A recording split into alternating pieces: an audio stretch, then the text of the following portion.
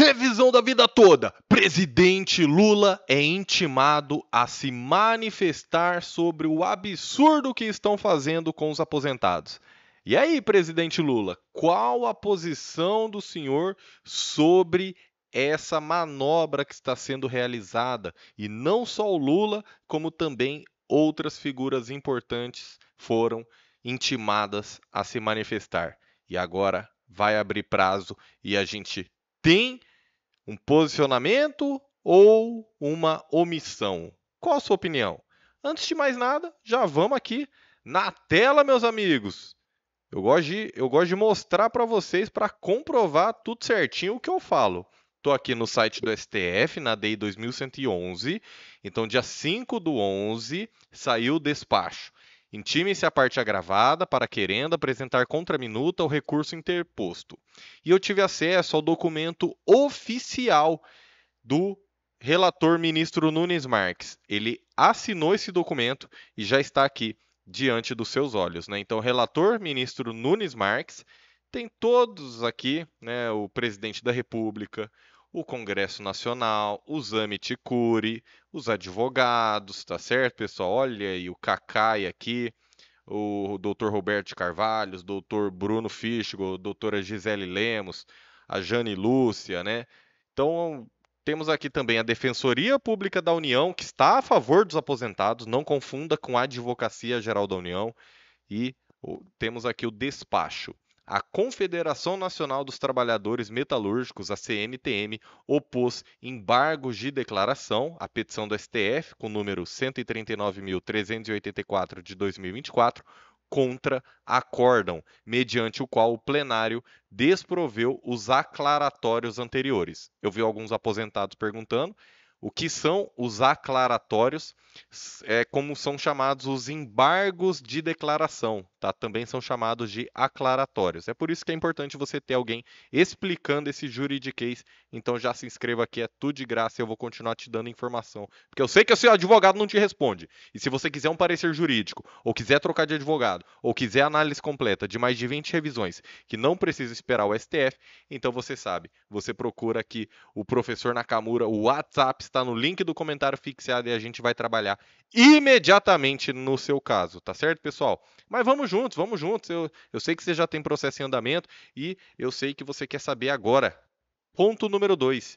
Intimem-se o presidente da República, o presidente do Senado Federal e o presidente da Câmara dos Deputados para, querendo, se manifestarem nos termos do Código de Processo Civil, artigo 1023, parágrafo 2º. Publique-se. Brasília, 4 de novembro, ministro Nunes Marques, relator, documento assinado digitalmente. Então, documento oficial assinado pelo Nunes Marques. Ele assinou dia 4, saiu aqui oficialmente no site do STF dia 5, e agora a gente tem aqui então o presidente da República, o presidente do Senado Federal e o presidente da Câmara dos Deputados. Não tem para onde correr. O presidente da República é o chefe do Poder Executivo. O STF é a instância máxima do Poder Judiciário.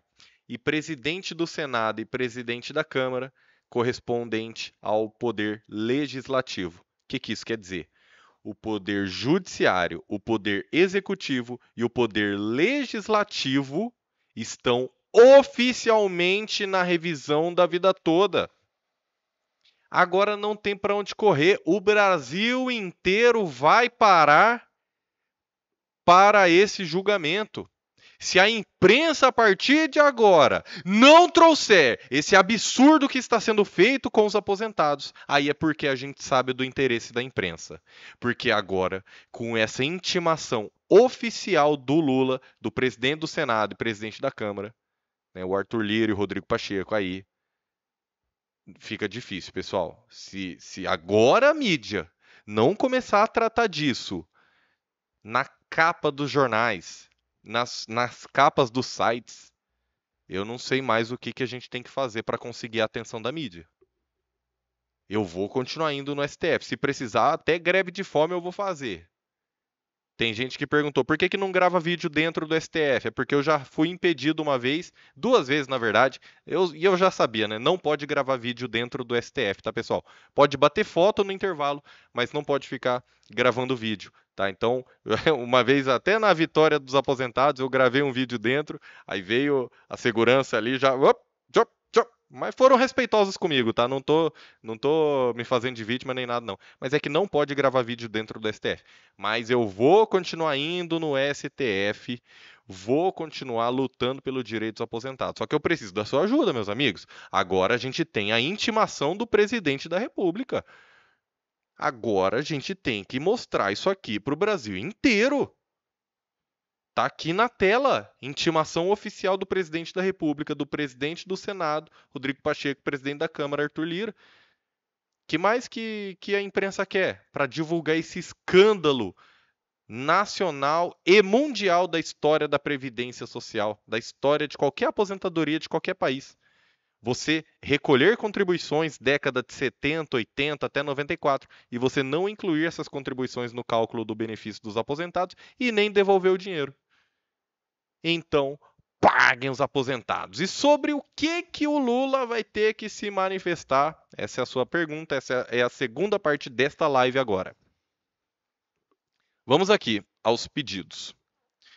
Primeiro, os aposentados, na pessoa aqui da Confederação Nacional dos Trabalhadores Metalúrgicos, que o Medeiros foi o fundador, foi o primeiro presidente eleito e com certeza teve a mão dele nesses embargos aqui, podem ter certeza, mas é claro que teve também, né, toda a participação do próprio Miguel Torres, do próprio Dr. Cristiano Meira, teve a mão do Badari e do Murilo White também nesses embargos, podem ter certeza. E teve outros advogados que pediram para não serem citados, tá? Porque tem gente que gosta ali de trabalhar nos bastidores, tá?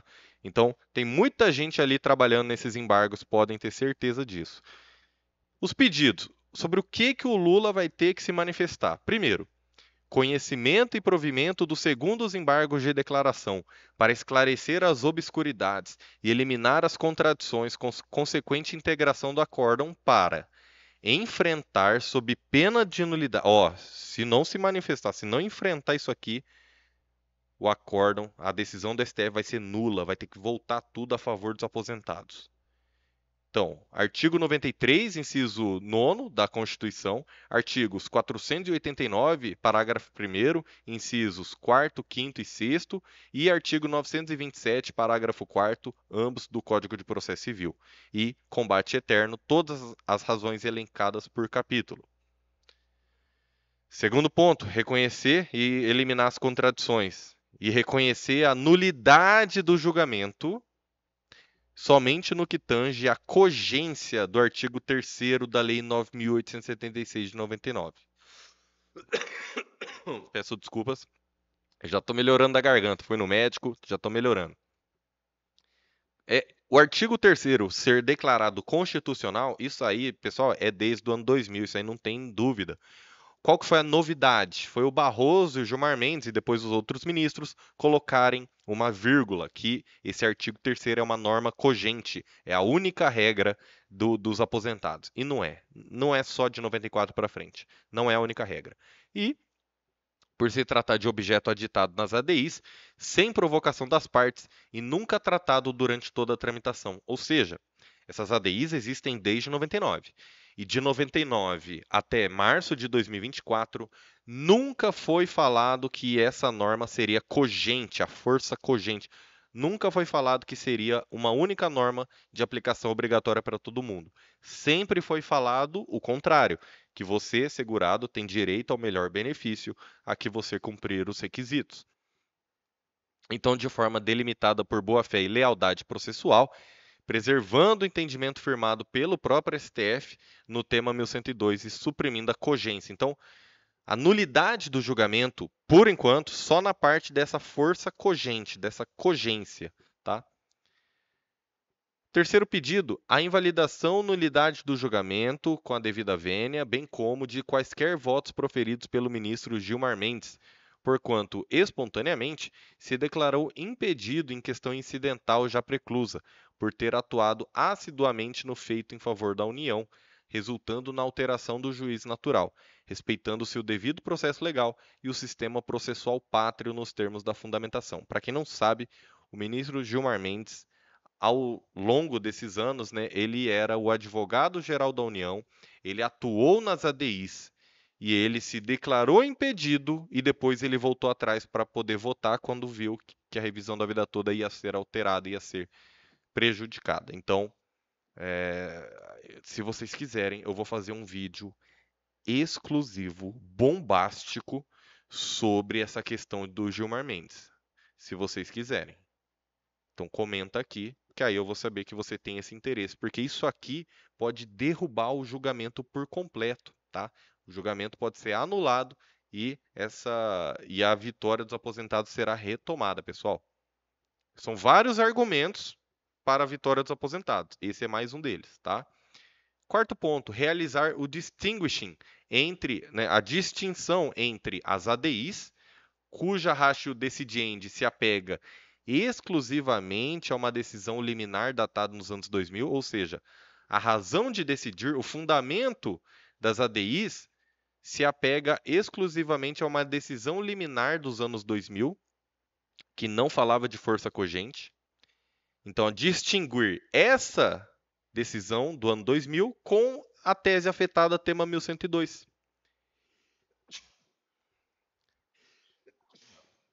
Peço perdão, antes eu estava tossindo, agora eu estou espirrando. Então, é o INSS querendo me derrubar, mas eu não vou cair não. Vamos seguindo. Distinguir as ADIs do tema 1102 de forma fundamentada e sob pena de invalidação, nulidade da cogência. Vocês estão vendo que a cogência vai cair por terra, meu amigo? Vem comigo, vem comigo. Outro ponto, 4.1.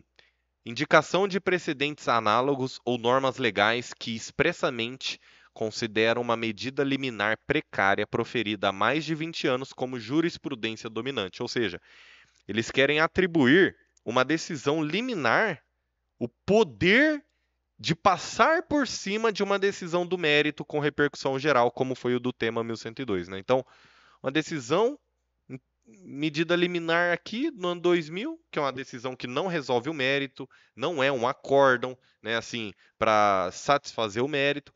Eles querem atribuir essa decisão que tem um poder muito menor e o STF quer falar que ela vale mais do que um acórdão da revisão da vida toda, que teve repercussão geral, que foi decidido de forma no plenário físico, né? Então, claro que isso não vai passar também.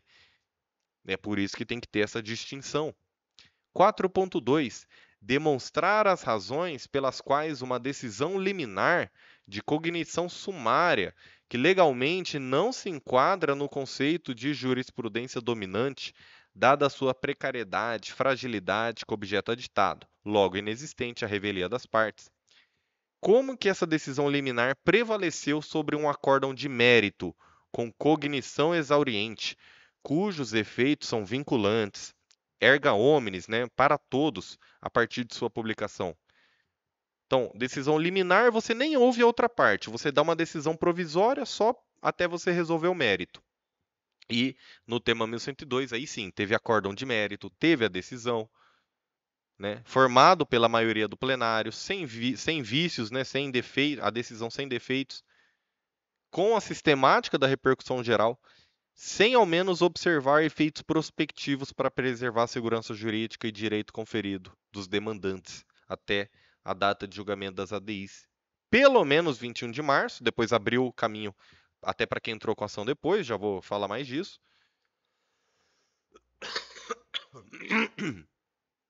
4.3. Diante da ausência do obrigatório quórum de 2/3, né, que para você fazer uma modulação de efeitos, principalmente para você prejudicar o aposentado sobre uma decisão que já havia sido tomada pela maioria do STF, você precisa de 2/3 dos ministros, 8 ministros. Né? Então, não atingiram 8 ministros para declarar a inconstitucionalidade do artigo 29, incisos 1º e 2º da Lei 8.213, que deixou de ser aplicada após a composição atual da Corte alterar a natureza de uma norma transitória. Então, digne-se a Corte a reconhecer a nulidade da cogência. Olha, terceira ou quarta vez aqui, né, que existe aqui a nulidade da cogência. Então vai cair por terra essa questão, não tenha dúvidas.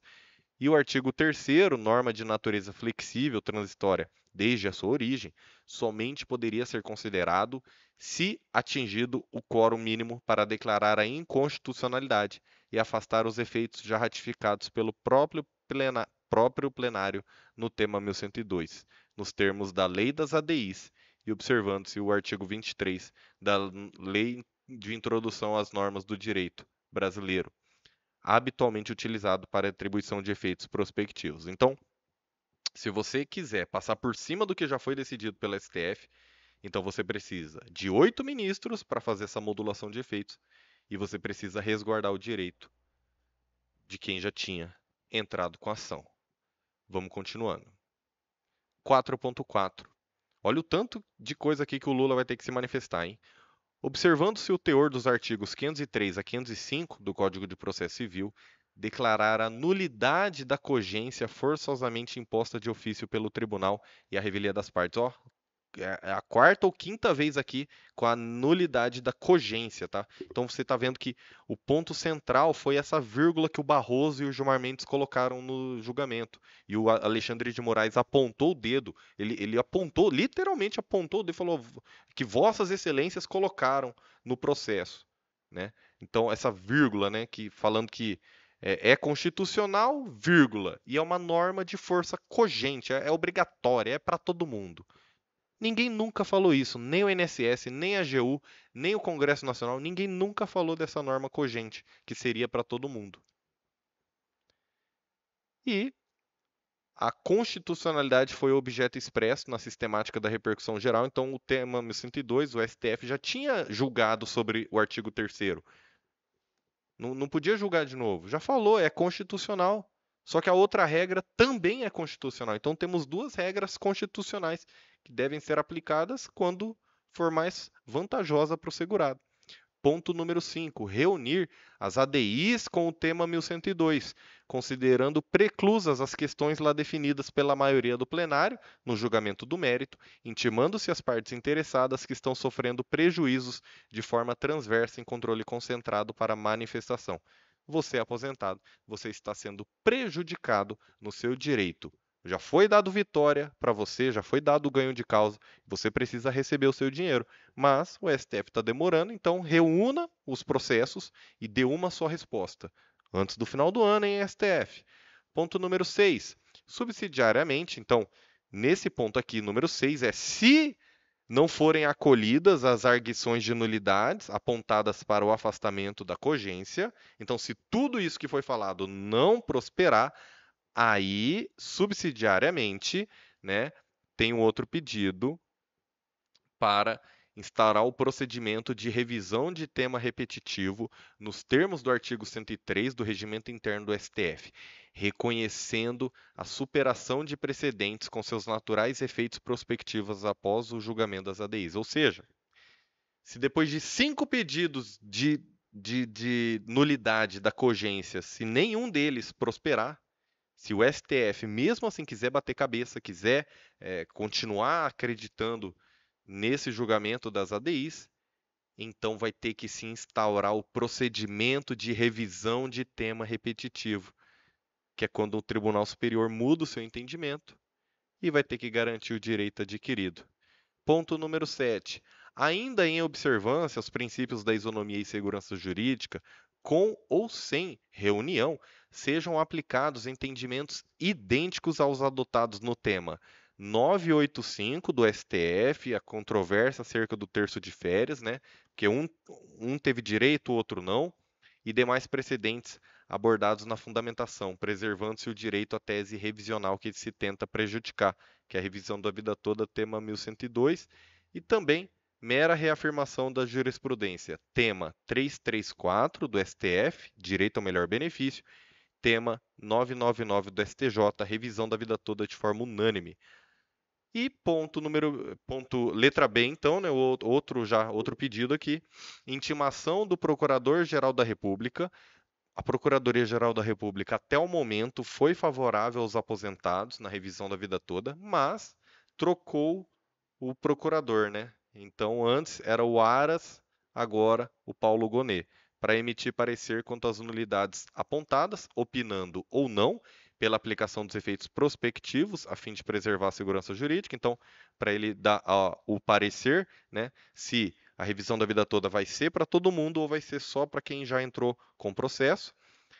Aqui é muito importante. Letra C. Intimação do Congresso Nacional para emissão de parecer e talvez intervenção no feito, na qualidade de amicus curiae, considerando a alteração da natureza normativa do artigo 3º da Lei 9.876. Ou seja, o Congresso Nacional fez a lei de um jeito e o STF está querendo legislar, está querendo criar a lei no lugar do Congresso Nacional, né, flexível desde a sua origem, caráter transitório, cuja aplicabilidade foi ratificada pelo plenário no tema 1102, com finalidade originária de beneficiar o segurado e contribuinte, se for mais favorável, pela Corte que já havia definido o mérito no tema 1102, atravessando o quórum de 2/3, que não foi alcançado, não conseguiram 8 ministros para interferir no tema 1102, e ainda assim tornando inconstitucional o artigo 29 da Lei 8.213, além de violações aos direitos fundamentais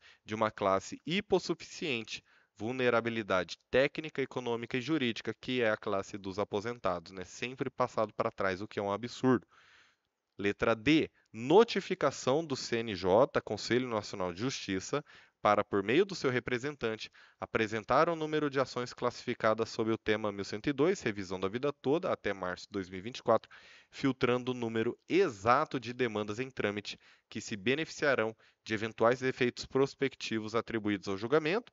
E, letra E, a intimação dos âmbitos curi devidamente habilitados nos autos para, querendo se manifestarem, com a apresentação de dados e conhecimento técnico sobre as nulidades apontadas.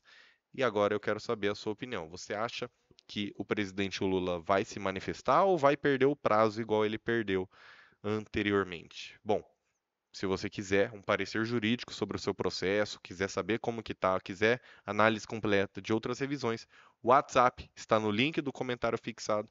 Você vai falar diretamente com a nossa equipe ou até comigo mesmo. Eu faço questão de estar sempre presente para os nossos clientes. O mesmo advogado que você vê na Avenida Paulista, no STJ, no STF, com o ministro da Previdência, você vai ver falando com você. Que Deus te abençoe grandemente e revisão da vida toda já. Eu quero saber a sua opinião sobre o que o presidente da República, o Lula, vai falar sobre a revisão da vida toda. Agora não tem para onde correr. Ele foi intimado e ele tem que se manifestar. Eu quero saber a sua opinião.